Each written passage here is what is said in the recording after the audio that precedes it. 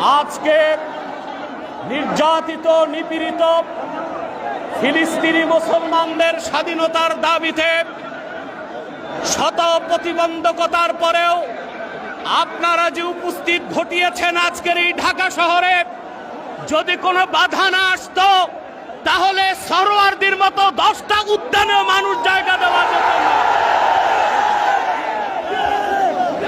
আমি সুস্পষ্টভাবে বাংলাদেশের বর্তমান সরকারকে দাবি জানাচ্ছি, কোনো পরোয়া করবেন না, ময়দান আমাদের হাতে, কথা বলতে দেন। সম্মানিত, আমরা যা বলছি সত্য এবং ন্যায়ের মানদণ্ডে বলছি, প্রশাসনকে ভয় করার কোনো দরকার নাই আমাদের। বাংলাদেশ সরকারকে রাষ্ট্রীয়ভাবে জাতিসংঘের কাছে প্রতিবেদন করতে বলছি, 57টি মুসলিম রাষ্ট্র থেকে বাইতুল মুকাদ্দাসের ইজ্জত রক্ষায় মুসলিম সেনাবাহিনীর সদস্যদেরকে পাঠাতে হবে। বাংলাদেশ থেকে লক্ষ লক্ষ মুসলমান ফিলিস্তিনের স্বাধীনতা উদ্ধারে ইসরায়েলের 20 দাঁত ভেঙে দিতে যেতে প্রস্তুত আছে।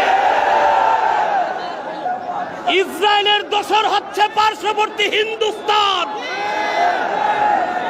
ইসরায়েলের চিরবন্ধু হিন্দুস্তানের সাথে বাংলাদেশের কোনো ব্যবসায়িক চুক্তি হতে পারবে না, কোনো রাজনৈতিক চুক্তি হবে না। 16 বছর ফ্যাসিবাদকে লালন করেছে ভারত। ভারতের দালাল ও দোসরদেরকে বাংলাদেশে রাজনীতি করতে দেওয়া হবে না। আমি তাহরিকে খাতমে নবুয়ত বাংলাদেশের পক্ষ থেকে আপনাদের কাছে একটি আবেদন করছি। আমাদের স্লোগান হচ্ছে মাসলাক যার যার, দিন ইসলাম সবার। আজকে তার প্রমাণ তাহরিকে খাতমে নবুয়তের আমির দেখাতে পেরেছে।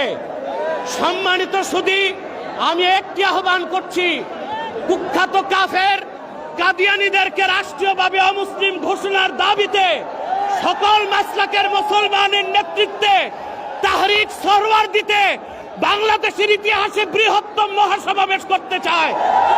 কারা কারা প্রস্তুত আছেন হাত তুলে দেখান। আখির দাওয়ানা আনিল হামদুলিল্লাহি রাব্বিল আলামিন।